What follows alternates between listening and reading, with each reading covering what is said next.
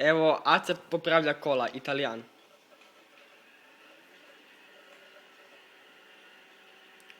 Ušao u kola, a zaboravio što daje gas. Popravlja Aca. Uporno popravlja Aca. Ma neće nešto, šta je ovo?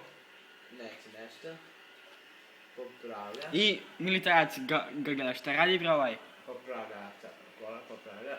Popravi Aca. Popravi. Evo ga, sad će. Popravi Aca, ne možeš bolje. Popravi ih. Sad izlazi Aca da se bije, pošto najjači. Jeste. Da se bije, pogledaj. Protiv milicajca, evo ga.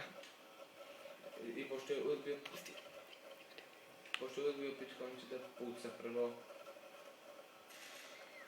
I policajac se okreće i policajac naravno njega puca, a on ne zna pička šta će od muke. I puca nešto, gubi se, Gubi se ovo, ono. Puca nešto, ne zna i on šta će, utepa ga, šta, boli, ubi Aca kao i uvijek nastradao.